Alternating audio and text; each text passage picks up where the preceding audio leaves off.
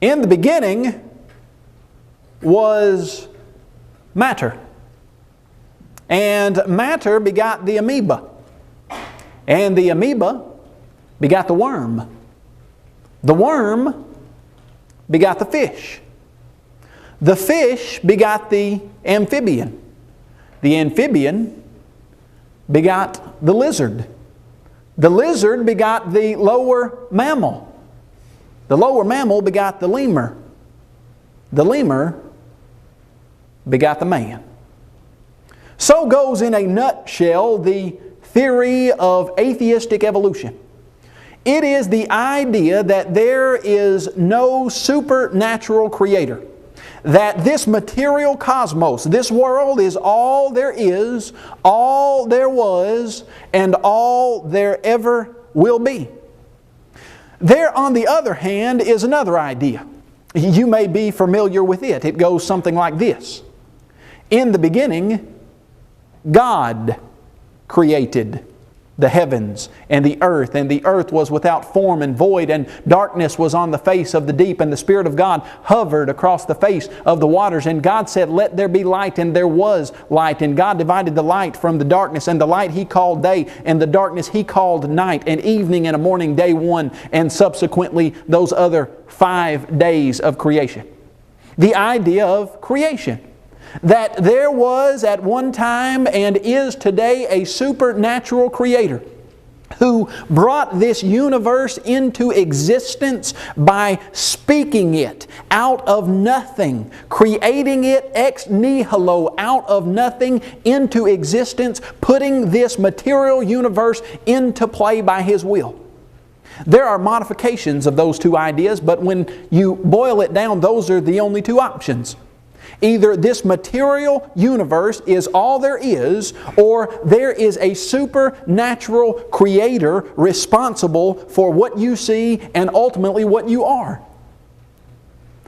Do we have evidence that would verify one of those two ideas? That would prove one of those two ideas? Well, if you listen to the atheistic evolutionists, they would say, oh yes. We've got evidence. We've got more than enough evidence. In fact, if you will listen to men and women like Richard Dawkins. Richard Dawkins is the professor at Oxford who is a militant atheistic evolutionist. And Mr. Dawkins says that it's absolutely safe to say, if you meet somebody who claims not to believe in evolution, then that person is stupid, is ignorant, is insane, or is wicked. But he says, I'd rather not consider that last one. You see, Dr. Dawkins says that if there's a person out there who doesn't believe in evolution, then that person is stupid, ignorant, insane, or wicked. It's ironic to me that for the last 20 years, surveys have been done in the United States of America, and almost every single one of those surveys, when the question is asked, how do you believe this universe arose? What is the origin of the universe? 45% of the people who are asked say that the world was created by a supernatural creator in 6 literal 24-hour days some 6,000 to 10,000 years ago. That's 45%. Another 38 to 40% believe that God started the process and that there was and is a supernatural creator involved at least in the beginning. That's somewhere around 82 to 84 or 5% of the people who are asked believe that there is and was a God who was responsible for what is going on in this universe. Only 7 to 12% of the people who are asked believe in the idea that there is no supernatural creator and that this world came into existence without a divine being responsible. That, to me, speaks volumes about Dr. Dawkins' statement. But now, before we go further, don't misunderstand me. I'm not saying that you could take a vote on this and that the majority would rule. If it is the case that evolution and atheism is true, then it wouldn't matter if 99.9% of the American population or the world believed that it wasn't. If it were true, then it's true. But what I'm going to show you this evening is that it is not the case that atheism or evolution is true. In fact, what I'm going to show you this evening is that the scientific evidence points overwhelmingly to the conclusion that there is a supernatural creator, and that it is because of that supernatural creator that our universe exists. Now, what we're going to need to do is look at some fundamental scientific laws. The first one we're going to deal with is the law of cause and effect. Now, it is so fundamental, you might not know that you use it on a regular basis, but you do. Suppose I were standing up here this night, and as I was speaking to you, let's say I had a book next to me on a table, and you were listening to me in rapt attention, and you were paying very close attention to what was being said, and all of a sudden this book that was sitting on the table beside me shot across the room going 95 miles an hour and crashed into the back wall. And you looked up at me with eyes as big as saucers and you said, "Kyle, what caused that?" And I said, "Oh, nothing. It just spontaneously occurred." Sometimes, books just spontaneously shoot across rooms going 95 miles an hour and crashing into back walls. Does that happen? No. You know that doesn't happen. Why immediately do you ask yourself what caused that? Well, because the fundamental law of cause and effect says that in this material universe, every material effect that you see has a cause that came before it and that was greater than it. Well, suppose I said, "Oh, I'm just kidding. It had to have a cause." Of course we know that. Let me tell you what that cause was. As I was speaking to you, a large housefly about the size of a dime plopped his fat little housefly body on the edge of this book and catapulted this book 95 miles an hour to the back of the room. Now, do you believe that? No, you certainly don't. At least you shouldn't. Well, it's a cause that came before the book shooting across the room. What's the problem with it? It's not adequate. It's not big enough. Let me give you another illustration. Suppose we were driving down the interstate and you were next to a large truck, and that truck was going about 70 miles an hour, and all of a sudden that truck came to a screeching halt, did 4 flips and landed in the ditch. Well, you quickly pulled over, you pulled out your cell phone, dialed 911, got out and went to help the driver of that truck, and you say, "Are you okay?" And he says, "Yeah, but you got to get everybody off the road." You say, "Why?" He says, "Well, they're everywhere." And you say, "What is everywhere?" He said, "I saw it about 15 yards in front of me and I couldn't do anything about it." And you say, "Well, what did you see?" He said, "It was the meanest, most menacing, vicious mosquito I've ever seen. And it planted into the grill of my truck and caused my truck to do 4 flips into the ditch." And you get your cell phone back out and you call 911 again and you say, "We've got a little bit more serious head trauma than I originally thought. You need to get here a little bit quicker." Why? What's a cause that came before the truck flipping into the ditch? Certainly. But it's not what? It's not big enough. It's not great enough. Suppose I were to ask you a question. What is the standard evolutionary scenario that supposedly explains the origin of this universe? Here's what you would hear. About 13.7 billion years ago, a tiny singularity that they don't even really know what to call it, either matter or energy or something of the sort, smaller than a proton, a subatomic particle, exploded in what was called the Big Bang. Immediately after that explosion, something called inflation supposedly started launching all of the matter and energy out into the universe, bringing into existence everything that you see here. Now, we need to ask a very pertinent question. Before we get into anything else, what we need to ask is, where did that tiny ball of matter and energy come from? Now, what I'm telling you is that's the textbook evolutionary atheistic answer. When you ask those same people, where did that tiny ball of matter come from? Suppose we ask Dr. Dawkins. Do you know what Dr. Dawkins says in his book, The Blind Watchmaker? He wrote a book, The Blind Watchmaker, that supposedly explains design in nature. But in it, he has a paragraph that is supposed to deal with the original ball of stuff that brought the universe into existence. And do you know what he says?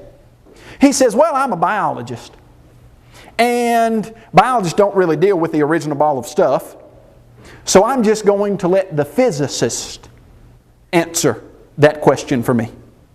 Oh, well, thank you, Dr. Dawkins. You don't have an answer for that, so you're going to let someone else answer that for you. Well, that's very convenient. But let's let the physicist answer Dr. Dawkins' problem for him. What do the physicists say about where that tiny ball of stuff originated? Well, let's ask them. I want you to read with me a quote from a man named Dr. Alan Guth.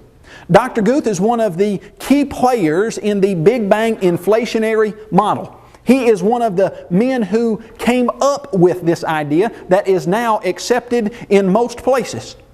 Here's what he says.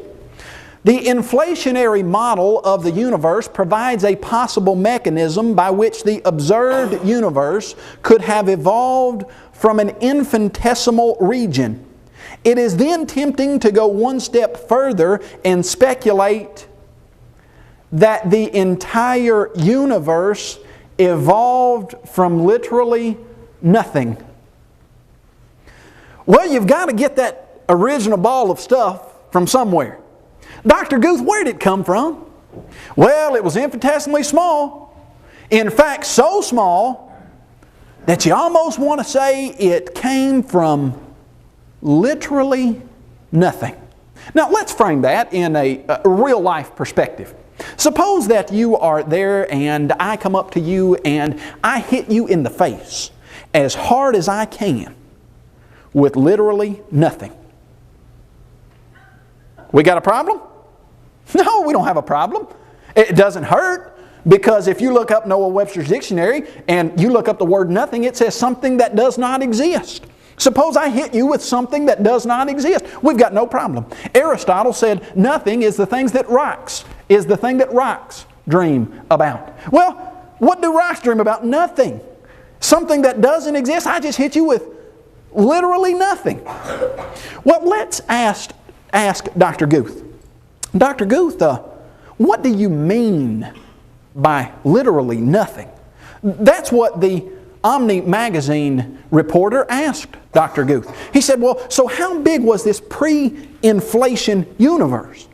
This infinitesimally small region that you just suggested came from literally nothing. He said, well, it's amazingly small.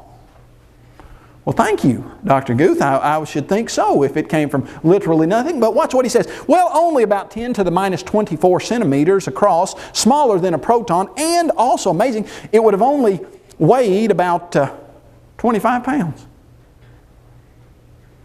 If I hit you in the face with literally nothing, we've got no problem.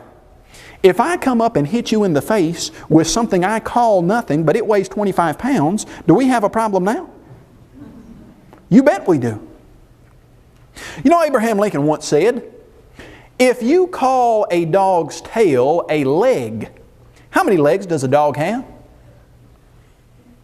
He said 4. You can call his tail whatever you want to. It's still a tail. You can say that this tiny ball of matter came from literally nothing. But then when you say, oh, and that literally nothing would have been infinitesimally small, it would have only been smaller than a proton, it would have weighed 25 pounds. Okay, well, where did you get that smaller than a proton thing that weighed 25 pounds?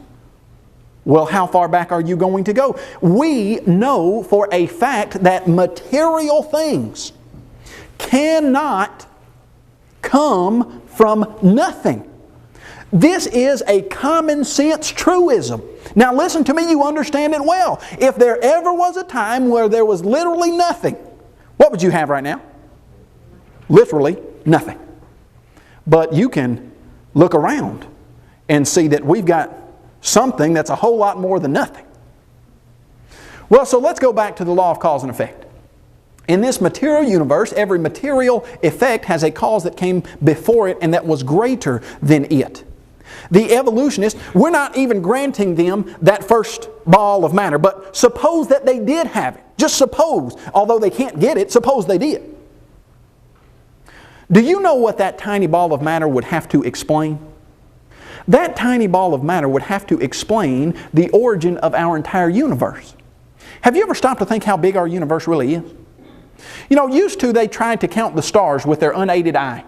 Tycho Brahe went outside and looked up into the night sky and counted somewhere like 777 stars. Johannes Kepler, about 25 years later, came out into the night sky, looked up and counted somewhere around 1,000, just a few over 1,000. You can go down to your nearest retail store, buy a cheap, inexpensive telescope, look out into the sky and see multiplied thousands of stars.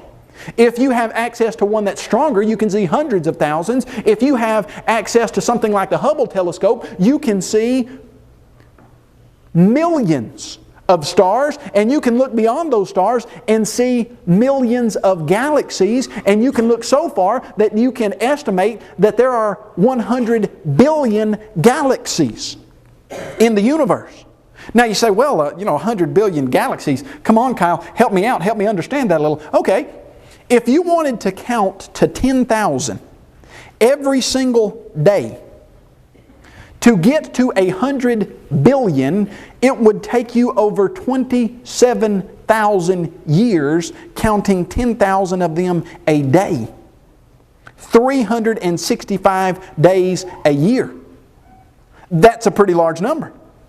Well, you say, yeah, how big is a galaxy really? Well, we live in one galaxy. We live in the Milky Way galaxy. Suppose you just wanted to go across our single galaxy. Now, this is one out of an estimated 100 billion. If you wanted to count to 100 billion, you have to count 10,000 every day for 27,000 years. We live in a single galaxy.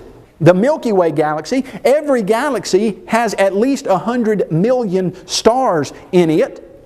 Our sun is a medium to small sized star.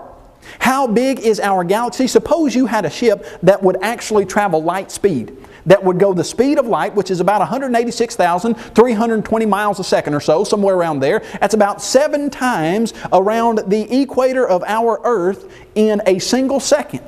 Suppose we had a ship like that and you wanted to start on this end of the galaxy and you wanted to go just across our one galaxy out of an estimated 100 billion. And you started the speed of light. We go every single year traveling the speed of light about 586 quadrillion miles, somewhere around there I think. And we go for how long to get across one galaxy? 10 years? 100 years? 1,000 years? 50,000 years? No. 100,000 years traveling the speed of light to get across one galaxy. If you wanted to try to get to our near neighbor, the Andromeda Galaxy, which is one of our nearest neighboring galaxies, it would take you 750,000 years traveling the speed of light to get to one of our nearest neighboring galaxies, and that's 2 galaxies out of an estimated 100 billion. If you wanted to travel across our entire universe, it would take you 20 billion light years. We estimate, because we certainly can't look all the way across it. And how are we told that this huge, vast universe came into existence?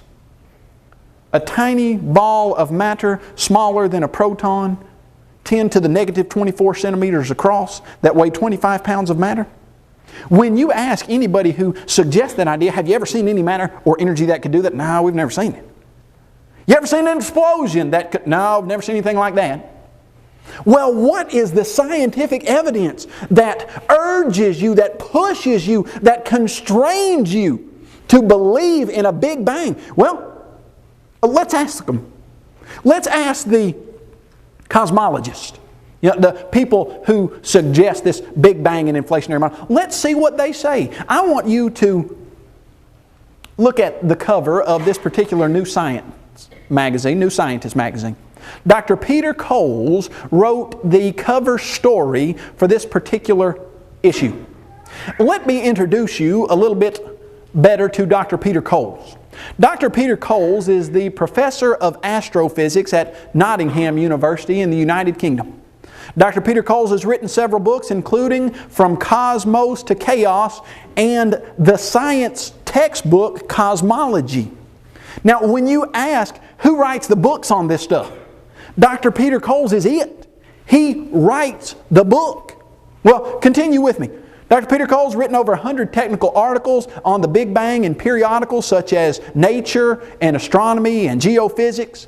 He has been invited to lecture at the Oxford Astrophysics seminars. He has an undergraduate degree from Cambridge University and a PhD from the University of Sussex. Now folks, this is not Kyle Butt's opinion on the idea of the Big Bang and the inflationary model. This is the statements, these are the statements that are made in Dr. Peter Coles' cover story of the New Scientist magazine. Well, Dr. Coles, what overwhelming evidence drives you, forces you to believe in the Big Bang? Well, let's see what he says. He says, inflation puts the bang in the Big Bang. Now, that's the title of his article. What put the bang in the Big Bang? What's responsible for everything you see? He says inflation did it. But now watch what he says about inflation. He says, well, there's very little direct evidence that inflation actually took place. He said, in fact, we still don't know what would have caused it if it did. So how confident can we be that inflation is really a part of the universe's history? Now hold on, Dr. Coles. You said that inflation put the bang in the Big Bang. But then he said, well, we just really don't have much direct evidence that inflation actually occurred. And you wonder how confident we can be that it really did occur.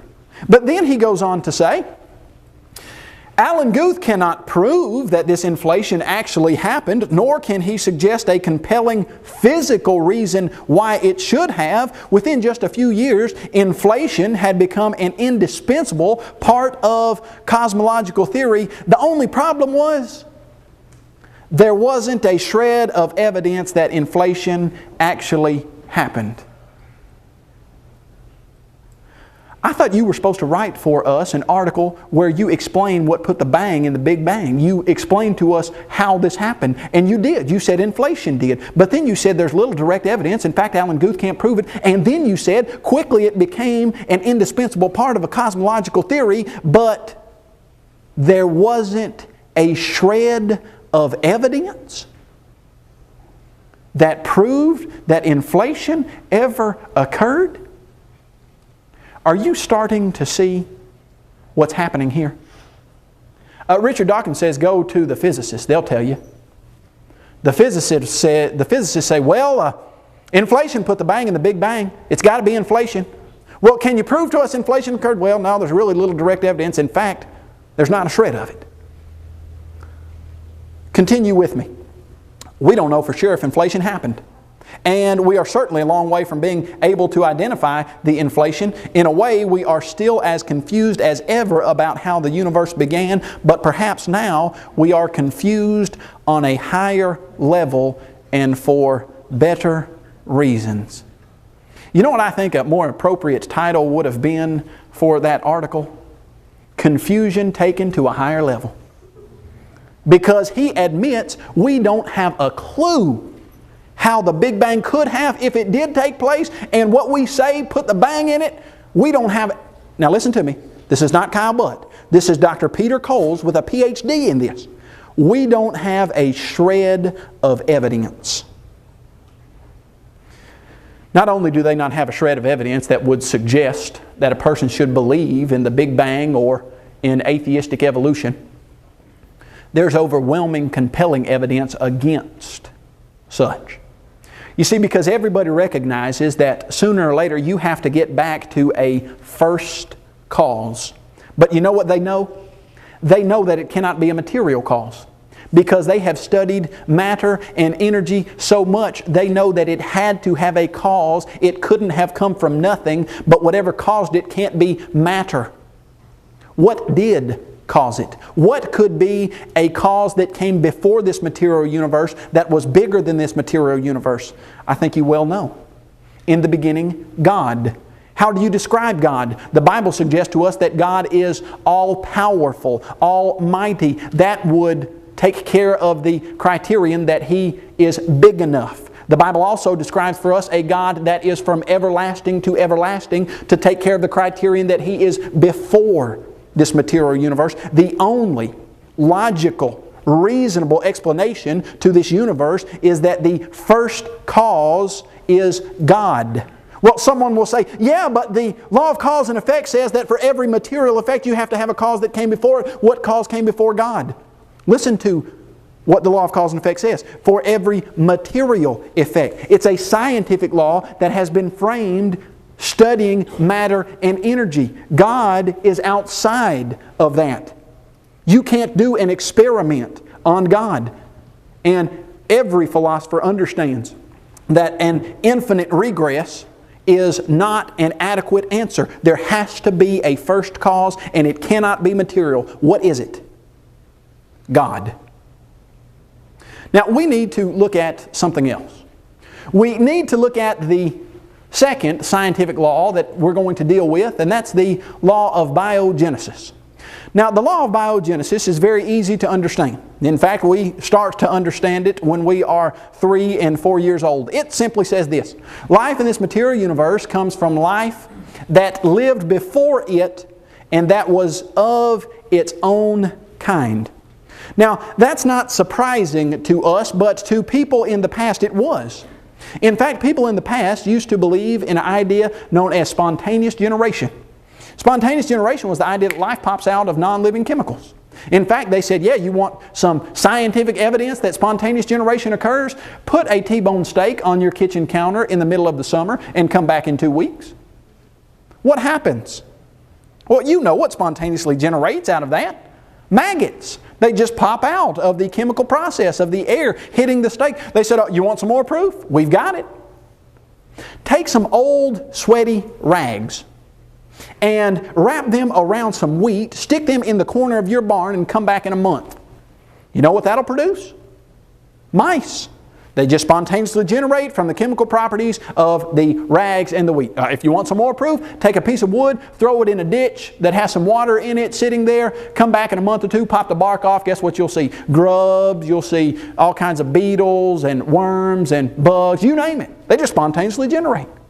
Well, in about 1660, a man by the name of Francisco Reed, he said, I'm not sure that steaks spontaneously generate maggots. So he did an experiment. It wasn't hard. He took a jar, he put a steak in it, and he left it uncovered. He took another jar, put a steak in it, and sealed it. Maggots formed on the uncovered meat. They didn't form on the meat that was sealed. He said, voila. I watched flies land on the meat that was uncovered. I watched them try to get into the covered meat. They could not. And I believe that flies come from maggots, and that maggots then produce the flies that grow into them. Well, they said, oh no, your experiment's all wrong, see. Spontaneous generation occurs because the air gets into the meat and it's part of the chemical process. He said, okay, I'm going to add another element to this particular experiment. One jar left totally unsealed. Another jar he sealed hermetically, airtight, so nothing could get in. And the third jar, or group of jars, he covered with a gauze-type netting. And then he watched as flies landed on the uncovered meat, maggots formed. They tried to get in the totally sealed meat, no maggots formed. They tried to get in the netted meat, and maggots did form, but not on the meat, on the gauze. And he said, there you go. Flies produce maggots. They said, oh, all right. That's true. You're right. Now they said, do you believe that things don't spontaneously generate? He said, no, I just believe that maggots come from flies. I believe other things could spontaneously generate. In fact, not until 200 years later, when Louis Pasteur came on the scene, he did an experiment that once and for all dealt the death blow to the idea of spontaneous generation. If you walked into your kitchen and opened your refrigerator this morning and looked at the milk carton, you will see that that was pasteurized. The apple juice container, pasteurized. Orange juice, pasteurized. Where'd that come from, that word? It came from Louis Pasteur. In 1860, did an experiment that showed that microorganisms come from previously living microorganisms. He boiled some meat broth or hay broth. At the time, that was what they were using to find microscopic organisms. They had microscopes that they could focus in on those organisms. Boiled it, killed all the microscopic organisms, put them in a special flask, put that broth in a special flask with an S shape at the bottom, so that the air could come back in, for all those people that said air is part of the process. But the gravity pulled all the microscopic organisms to the bottom of the S-shaped curve. And then he would break that neck off, allow the air just to go straight back in, and microscopic organisms would form. Since 1860, no person who has looked at the evidence has ever suggested that spontaneous generation occurs. In fact, let me introduce you to several atheistic, evolutionary, very respected scientists in their field at the time that they spoke these things that totally agree with that statement. George Gaylord Simpson, maybe you'll remember his name. He says, there's no serious doubt that biogenesis is the rule. That life comes only from other life, that a cell, the unit of life, is always and exclusively the product or offspring of another cell. George Gaylord Simpson, Dr. Simpson, where's life come from? Well, there's no serious doubt that it comes from other life of its own kind. Martin Moe says a century of sensational discoveries in the biological sciences has taught us that life arises only from life. This man's an evolutionist. He's not a creationist. He's not fighting to get people to understand a supernatural creator. He is an atheistic evolutionist. But he says there's no doubt here. 100 years of experimentation show us that life comes only from life of its own kind. You know, I learned this very early. In fact, now bear with me, this story happened probably when I was about 2. But it seems like the facts are in my mind very clearly. We were moving from East Tennessee to Middle Tennessee, and we had a dog named Max. Her real name was Maxine, but we shortened it to Max for short, and she was in the family way, and she was going to have babies. And we brought her along on our trip, and she was getting very close to having those babies, so we put her in a bathtub. And the next morning, when we woke up, we went into that bathtub, and we looked, and there were 8 of the most beautiful baby hippopotamuses you have ever seen. Do you believe that? Well, if you do, I've got some oceanfront property in Arizona. Throw in the Golden Gate for you. Why? Now, let me ask you a question. Almost in all seriousness, you weren't there. You weren't there when that dog gave birth to whatever babies it had. Why would you not think ever that dog gave birth to baby hippopotamuses? Well, what if I changed it to she gave birth to 8 of the most beautiful half dog, half baby hippopotamuses that you've ever seen? Would you buy that either? No. You know as well as any 5-year-old knows that a dog gives birth to puppies. A cat gives birth to kittens. A giraffe gives birth to baby giraffes. An elephant gives birth to baby elephants. You know that. It's the fundamental biological law. Everybody knows it. Do you know what evolution says? That sometime in the distant past, life had to spontaneously generate from non-living chemicals. Standard evolutionary theory on this, 4.7 billion years ago, a warm chemical soup was on the face of the earth. Somehow a lightning-like energy source struck that warm chemical soup and caused the first building blocks of life to get together and form a single-celled living organism. Over multiplied millions of years of chance happenings, random processes, that single-cell living organism evolved into the complex organism that you see standing up here talking to you. Not only does evolution suggest that things spontaneously generated, but then it breaks the law of biogenesis again and suggests that multiplied thousands or millions of times, something had to give rise to something not of its kind, of some other kind. Let me introduce you to a man by the name of Professor Robert Hazen. Professor Hazen, I'm going to give you his credentials. Bachelor's and master's degree in geology from MIT, PhD in earth science from Harvard, research scientist at the Carnegie Institution of the Washington Geophysical Laboratory. He's authored 250 articles and 19 books.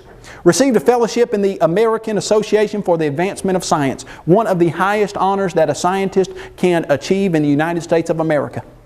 He is the president, or was at one time of the Mineralogical Society of America, and he was a member of the International Society for the Study of the Origin of Life, ISOL. From what I understand, there are only 500 people, men and women, in the entire world from all countries that are a member of ISOL.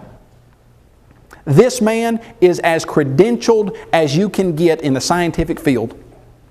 He did a series of lectures that I have on tape that are produced by the teaching company, titled The Origins of Life. And I want you to listen to some of the comments that he makes during those lectures. He says, This course is unusual because at this point in time, there's so much we don't know about life on earth. He says the origin of life is a subject of immense complexity, and I have to tell you right up front, we don't know how life began. He continues, how can I tell you about the origin of life when we are so woefully ignorant of that history? Did you know that if you pick up a middle school textbook, there is no hint of woeful ignorance as to the origin of life? Did you know they will put in middle school and high school and college textbooks their standard teaching on the origin of life as if it were solid in stone fact? And yet, a man with as many degrees and as much achievement in this field as you can find anywhere says we're woefully ignorant on the subject. Well, thank you for telling us that. Because you sure didn't tell us that in the 6th grade or in the 12th grade or when we were in college in the textbooks that were being produced on the subject. But then he says, this course focuses exclusively on the scientific approach to the question of life's origins. In this lecture series, I make an assumption that life emerged from basic raw material. You do what? You make an assumption. Do you know what an assumption is? An assumption is an idea that you start with that you cannot prove. He says, I'm going to start with the idea that life emerged from natural processes, but I've got to assume it because I don't have the evidence to prove it. You know, using that type of thinking, we could just make an assumption that God exists and that there is a supernatural creator and that's the reason life is here. Do you think that would pass? The evolutionary atheistic muster? Oh, it certainly would not. And the idea that there is a supernatural creator is far more than an assumption. But what Dr. Hazen has is only an assumption. Now continue with me. He says, even with this scientific approach, there's a possibility that we'll never know, in fact, that we can't know. It is possible that life emerged by an almost infinitely improbable sequence of difficult chemical reactions. If life is the result of this type of happening, then any scientific attempt to understand life's origin is doomed to failure. Oh, it might be that it didn't happen this way or that we can't study it. And if you're trying to do tests on it, you'll never get to an answer. You know what he says about that? He says, well, if this is the case, if it really did happen that way, then there's nothing you or I or anyone else could do to figure out how it happened. I must tell you, that's a depressing thought to someone like me who's devoted a decade to understanding the origin of life. You know, it might be that I'll never figure it out. It might be that you can't do a scientific experiment on it to figure it out. But you know what? That's really depressing to me because I've spent the last 10 years of my life studying this stuff, hours and hours on end. So, Dr. Hazen, so what do you do? Well, because that thought is so depressing to me, watch what he says. He says, well, I guess it's not too surprising then that virtually all origin of life researchers adopt the philosophical view that life is indeed a cosmic imperative. We trust that it's only a matter of time before we know how it happened. You know, it would depress me so bad to think that I might not ever arrive at the answer to the origin of life. I'm just going to assume that it happened, and so are the rest of my colleagues, just because we don't want to be depressed, and eventually we hope that we'll come in contact with this idea of how it happened, but right now we don't have a clue. Do you know what's interesting to me? What's interesting to me that not only does the Bible give you the perfect cause for life on this earth, in the beginning God, but in that first chapter of Genesis, on day 3, when God made the flowers, the grass, and the trees, He said, be fruitful and multiply after your own kind. And on day 5, when He made the birds and the fish, He said, be fruitful and multiply after your own kind. And on day 6, when He made the land animals and humans, be fruitful and multiply after your own kind. According to evolution, somewhere in the distant past, spontaneous generation had to occur, and that organism that originally spontaneously generated had to, over multiplied millions of years, turn into many different organisms not of its kind. But according to biblical creation, God laid down the law of biogenesis at the very beginning. Ladies and gentlemen, there are two ideas as to the origin of this universe.